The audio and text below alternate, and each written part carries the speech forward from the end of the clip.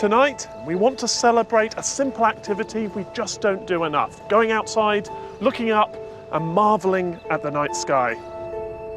We're not just talking about observing the stars, we're going to explore some of the more surprising ways that the night sky can captivate us. We're at the Royal Observatory, Greenwich, the spiritual home of British astronomy, to find out how we can all enjoy the majesty of the night sky. Welcome to the Sky at Night.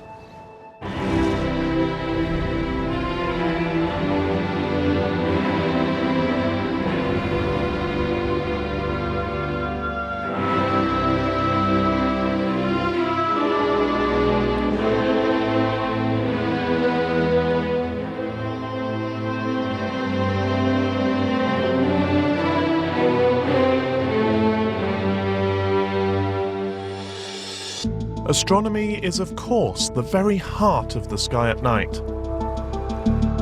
But it's easy to overlook the sheer variety of ways in which the night sky can inspire and even provoke us. So tonight, with Christmas only weeks away, in a spirit of celebration, we're going to enjoy the many ways the night sky can bring us pleasure. Chris learns about the ancient art of navigation using just the sky. This is one of the most ridiculous sentences anyone has ever said on an astronomy programme. Pete and Maggie take on an epic challenge, trying to persuade a group of teenagers to fall in love with stargazing.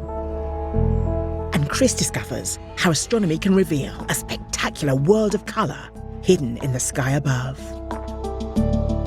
But first, I'm going to Norway in search of one of the greatest spectacles the night sky has to offer. The Aurora Borealis.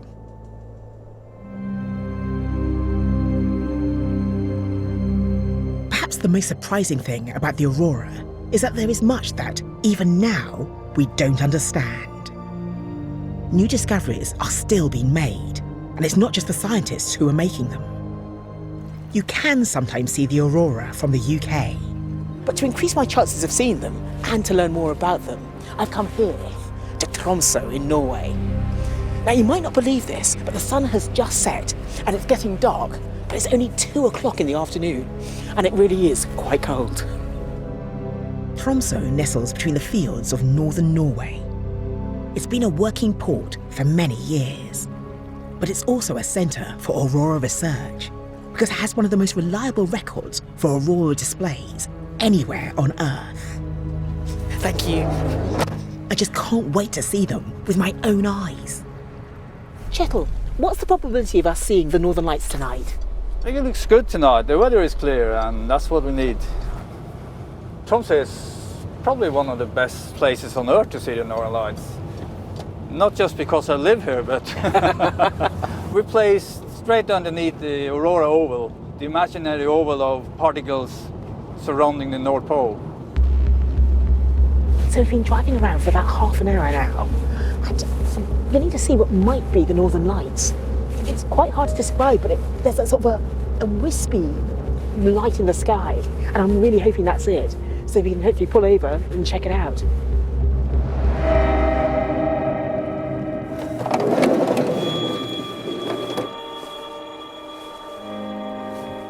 Wow.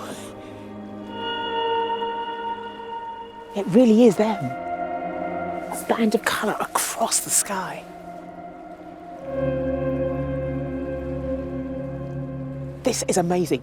Anything that usually gets between me and the stars is a bad thing, but at the moment this is just so glorious.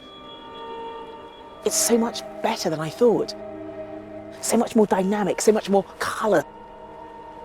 I'm just loving it, loving every second.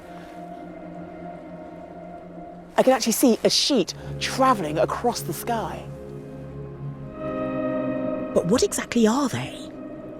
Well, it turns out that they're not as well understood as you might imagine. It's been thought that they were caused by electrons from the solar wind, twisting along the Earth's magnetic field, ionising gas in the atmosphere, which then shimmers and glows. But there are some fairly obvious problems with this theory. Aurora expert Melanie Windridge explains. Firstly, we know that if charged particles were coming in directly from the solar wind and hitting into our atmosphere, they'd be hitting us on the day side of the planet. And we don't see aurora there. It's too light. Yes. We see aurora at night. Yes. So somehow the particles are getting round to the back of the planet. Another thing is that we know that if the particles were coming in directly from the sun, then they wouldn't have enough energy to cause the bright, vibrant displays that we see on the night side. New research has begun to suggest an answer. The electrons coming from the solar wind are receiving an unexpected boost in energy from a complex interaction with the Earth's magnetic field. The Earth's magnetosphere is the Earth's magnetic field, but then modified by the solar wind. So the wind comes past and it's deflected around it like a stone in a river or something like Yeah, I that. have seen that. So you've got sort of the Earth's magnetic field, and it would be sort of around the Earth, but it has a sort of, it's elongated. Yeah, it's stretched away out. from the solar wind. Yes. Exactly, like a windsock. Yes. As the wind is deflected past the Earth. And so you have this long tail, this long windsock-like tail behind the Earth. And in that region, you get a lot of magnetic field built up and pushing down behind the Earth. And eventually these magnetic field lines get so close, but magnetic field lines can't cross, and so that's when they get pushed close, and then bang, they snap. And when they snap, they catapult back towards the Earth, and they catapult particles, electrons, down the field lines into the Earth's atmosphere at the poles. And that's what's causing the aurora. It's that acceleration of particles. It's giving them a lot of energy, and that means that they can interact with our atmosphere and cause the bright lights that we see in the night side.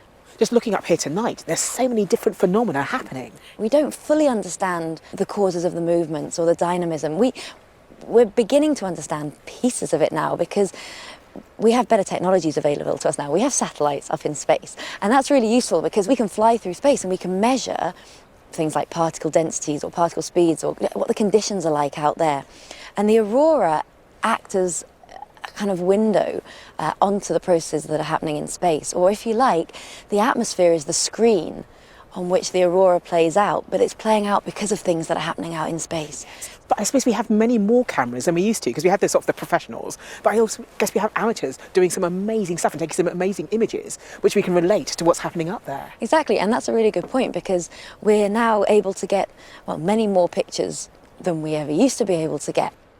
Just recently, in the last year or so, there's been a new feature identified in the aurora, which is quite amusingly called Steve, because they didn't really know what to call it, perhaps. Dave was taken. Exactly, so Steve. And Steve is like a ribbon aurora. It's like a pinky white ribbon. It's quite different to the normal green arcs or bands that you see across the sky.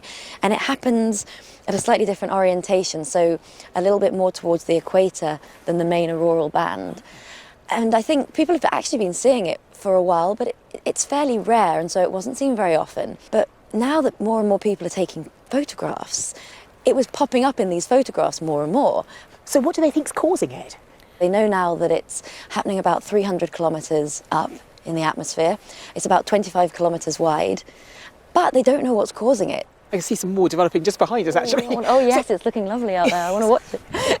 So it's still a mystery, but a mystery that we're solving slowly but surely with the help of citizen scientists. So it is a fantastic thing to observe. Thank you so much for explaining. You're welcome.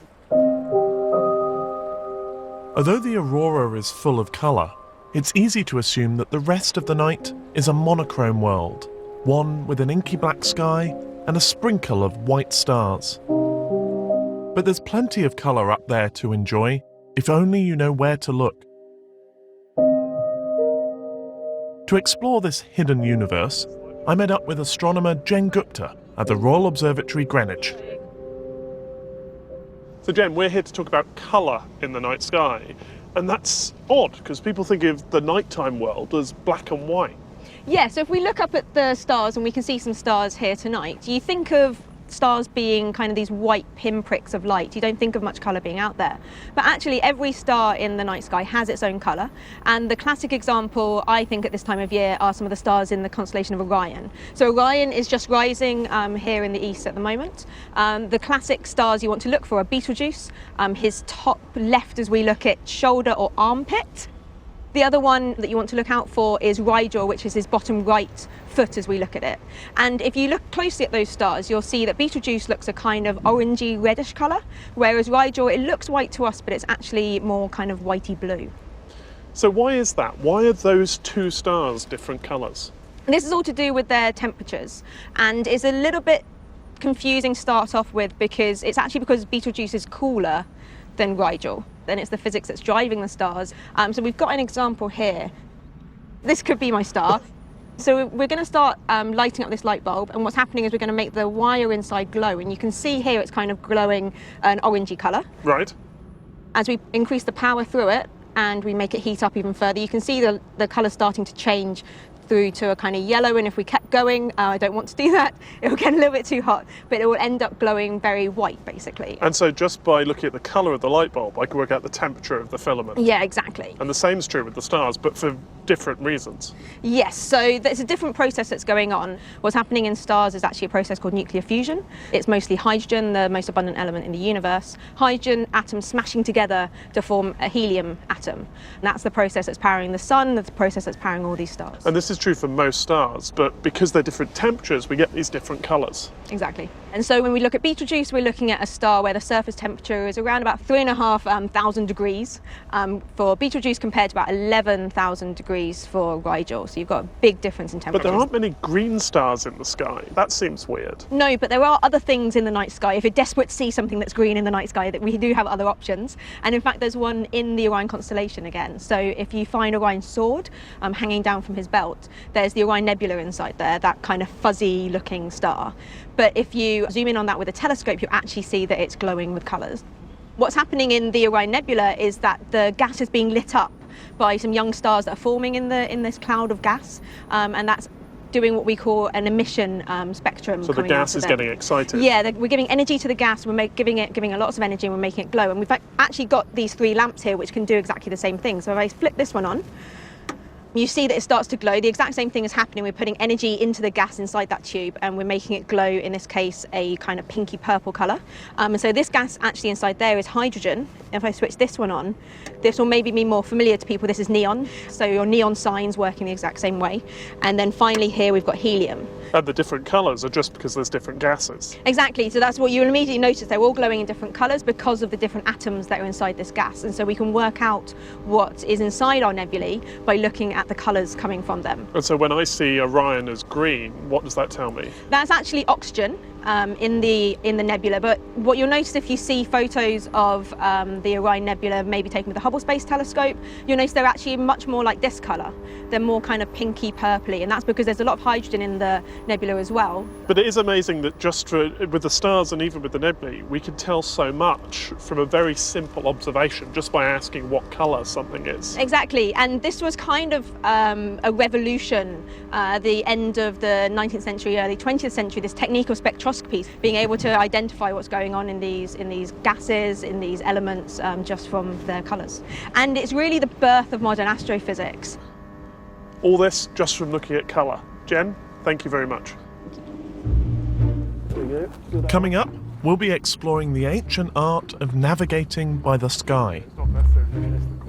But first, most regular viewers already know that the night sky is full of wonders. But there are plenty of people out there who have yet to be initiated. So we set Maggie and Pete a challenge. Could they convince a group of young people who've never had the chance to appreciate the beauty of the night sky to take a look at astronomy? We're here at the 𝐻𝑢𝑏𝑏𝑙𝑒 Sixth Form School in Manchester, but we're on a mission to inspire the next generation of astronomers with the wonders of the night sky. The weather's a bit challenging, we've got lots of clouds scudding through, but we're going to give it our best shot. So what are your experiences with the night sky? Have you done much stargazing in the past? No. Do you notice the stars and the moon and stuff? Yeah. Okay, that's good. Have any of you looked through a telescope before? Yeah, from Argos. Didn't see much. Okay. Oh, right, yes. Do you know how many planets, for instance, are in the solar system? Is it 12? That's slightly high. Does anyone else have a 3. guess? Okay, that's a bit low now. 9. You're getting really close to 8. 8, yes. Well, see, when Pluto was demoted. Yeah. So it used to be 9, but no, Pluto was demoted. Okay, so we've got the moon, but I've set the telescope up so that that's pointing at it. There's a bit of cloud down there, but if you want to have a look through the eyepiece, go on, have a go. Is that, the eyepiece is there, so you're looking in the side. Can you see it? It might be tricky. I might see bits of it, but... Oh yeah, I can see it. You see it? Can you see any craters on it? What's a crater? It's sort of like where something's hit it and it's left some indentations in it. Cheese. Yeah. Those craters are caused by lumps of rock in space hitting the moon, and it sort of leaves an impact crater. Those craters you're looking at there are about 100 miles across. Oh my gosh. You wouldn't think it has like all that in it, would you? That's incredible. The moon is amazing when you really get in close to it. Right, if you have a look through there at the 2 stars, do you want to have a go? Look at them carefully, and can you see the difference in colour between them? It looks like an aeroplane. One is yellowy in colour. The other one's tiny. One's yellow and one's blue, is that right? That's right, yeah. This is a star, it's called 𝑎𝑙, and they are thought to be gravitationally linked, but they look beautiful because one of them is yellow and the other one is a bluer star. Oh look, there's some stars up there. Oh, we should be able to see the W of Cassiopeia. It's right up there above us. Now, if you've got the W of Cassiopeia, you might get the Pleiades, you know, coming in. The Pleiades would be nice. So the Pleiades, or the Seven Sisters, is something that we call a sort of an open cluster. And these are sort of like stellar nurseries, so it's where stars are born. How do you feel about that? That's That's the best I've seen. Well, when we started off, you hadn't looked through a telescope or seen anything in the night sky, but now you have seen a few things. What do you think now? Fascinating. It's amazing that there's so much out there that we don't know about. What's the best thing you've seen tonight? Probably the moon. Yeah. Looking closer. I just want to find out more now, though. That's always good to hear. Yeah. Right, okay. I never knew that stars had different colours either. Right. Yeah, that was interesting. We've done a good job here tonight. Yeah. I think our work here is done. Yeah, definitely. Go forth and buy telescopes. No.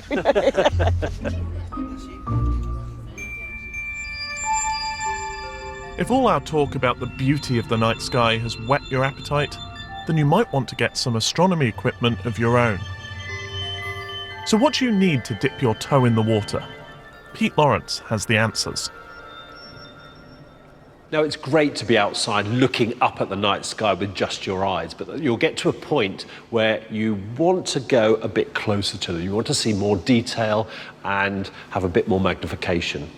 And the best way to start doing that is to use something like a pair of binoculars. The binoculars are defined by 2 numbers. For example, these are 7 by 50s. Now, the first number indicates the magnification of the binoculars. The second number indicates the diameter of the front lens in millimeters. And that's really important because the larger that value, the more light gathering power a pair of binoculars have got. Now, binoculars are wonderful instruments to give you an overview of the night sky. They're wide field instruments, so big clusters will look beautiful through them. But there are occasions where you want to get a bit more magnification and a bit more light grasp, and that's when you start to move to a telescope. Now, the simplest type of telescope is a lens-based telescope, known as a refractor. Here, I've got a fairly basic refractor. This one's got a lens at the front, which is 90 millimeters in diameter. So that's the light gathering power of this telescope is larger than these binoculars. So the light passes through the lens at the front of the telescope, it's brought to a focus at the end down here, and an eyepiece is used to magnify the image. You can get different types of eyepieces, and they can give you different types of magnification. But this is a great telescope to start picking up things like the craters on the moon, the rings around Saturn, and detail in some of the lovely deep sky objects up there. But the amount of money you have to spend as you start moving up the scale in refractor size starts to become prohibitive. And that's where a second type of basic telescope comes into play, which is known as a reflecting telescope.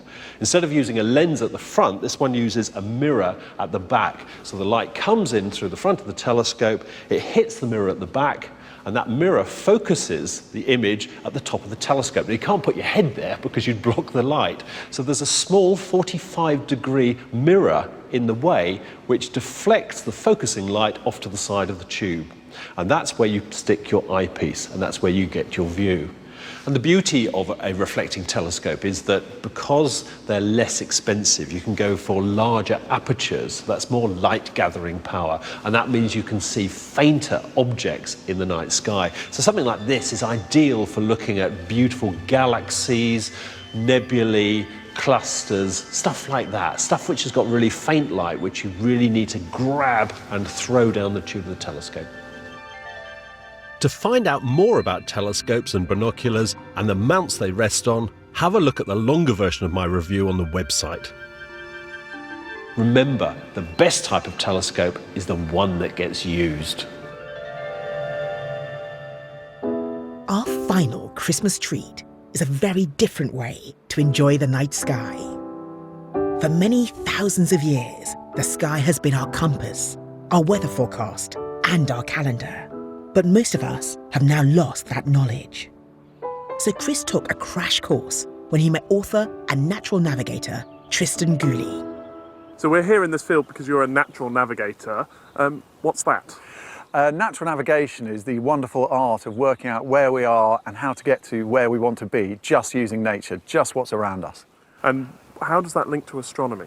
Well, the night sky has always been one of nature's best compasses, and we've got fantastic cultural records from the Pacific Ocean, the Vikings, the Arab navigators, and all of those techniques can still be used today.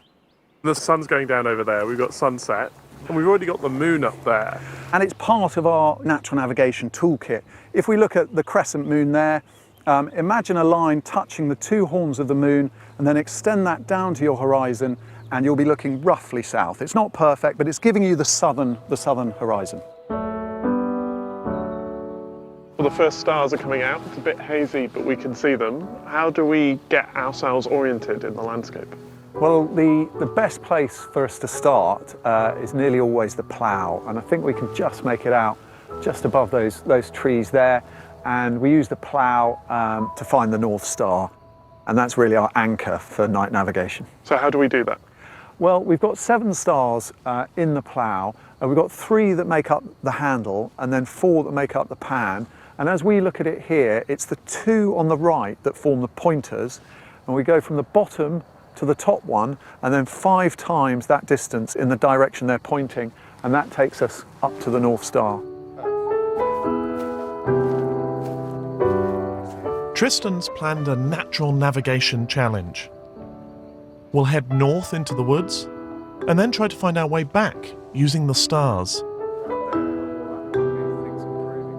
Tristan's first trick was to pick a feature which he calls a handrail, which will help guide us back to our starting point.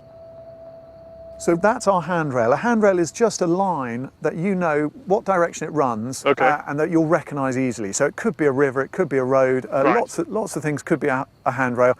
It's going to be the woods for us tonight. The technique of the handrail is nice and simple. It says you don't need to find an exact point. If you understand where a line is, in this case the line of the woods, and using the North Star and our other stars, we can see that the edge of this woods runs from west to east. And once we've got that handrail, it allows us to kind of be a little, roam a bit. Instead of having to be sort of really worried we know exactly where we are, we're going to be able to go into the woods, and even if we start to feel we don't know exactly where we are, we know this edge is east-west. Exactly. Good. All right. Well, I'm confident. Let's go and give it a go. Let's go for it. Spotting the plough gave us an early confidence boost, and so we headed north from the handrail into the woods. Well, right now I'd like some more clear sky. That would be helpful. I'm a bit worried we're going to get lost now. Without the stars, I've lost my comfort blanket. Okay, well I can see a path heading down this way, and that looks like a good bet for us to head. If not, back home, then we're going to venture off in a new direction. All right, let's do that this way then. Yeah. Let's go. This new path seemed to take us west, and so I knew home was still roughly south. So we've come into the woods, but so far it's been pretty easy going. We've been on paths. We had a path that took us north into the woods, and then one that we turned left down, roughly west. We don't know exactly where. Sure. We haven't totally lost our bearings, although we can only see the odd star at the moment. Yeah. But things are about to get a lot more challenging. Oh, are they? Good. Yeah. I'm glad to hear that. We are going to head into the woods off the path towards our handrail. Okay. And yeah, you ready for that? Yeah, let's do it. Let's do I'm going to make you go first. Okay, and good if plan. you vanish, I'm running. But otherwise, let's go for it. Okay. This is proper off. I've confirmed we've left the path. Careful, there's some sort of springy bits there. Yeah, got it. At this point, I knew that we needed to head south to get back. But inside the dense woods, it was harder and harder to work out which way that was. And the clouds weren't helping. Ah, a clearing. I'm not making out any constellations at the moment, but there's a little technique we can use. If you see the odd star and you've tuned into which way the clouds are moving, Right. then unless there's been a massive weather change, that will stay consistent. Okay, so I can see a star there, and the clouds are going sort of overhead. Exactly. The clouds are moving from the west to the east. Okay. And so we can use the stars there. Without them, it'd actually be very hard at night to get any feeling for what the clouds are doing. Right. So that's giving us... This is one of the most ridiculous sentences anyone has ever said on an astronomy programme, but I'm glad they're useful to you. Good. Okay. So we've got some idea of our bearings. It doesn't have to be exact. That's the beauty of the handrail. If we know west is out there somewhere... South must be that way. Yeah. Right, okay, so let's head south. Let's do it, yeah.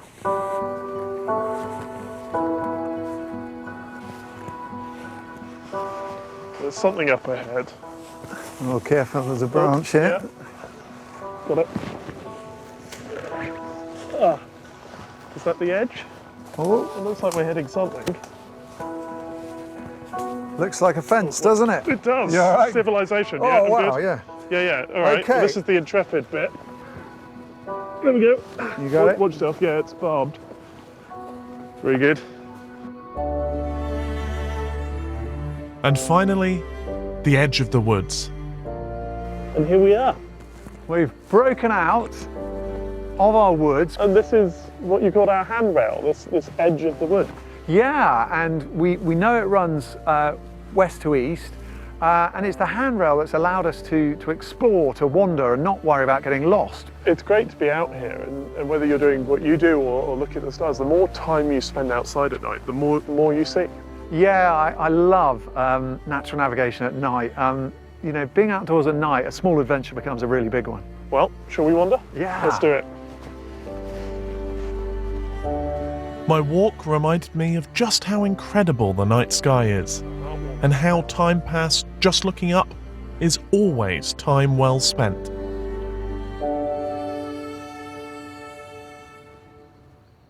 That's it for this month. We hope we've inspired you to get outside and look at the wonders of the night sky. Join us in January when we'll be back with answers to some of the biggest questions of all. And don't forget to look out for my star guide on the website too. In the meantime, have a very Merry Christmas and get outside and get looking up. Good night.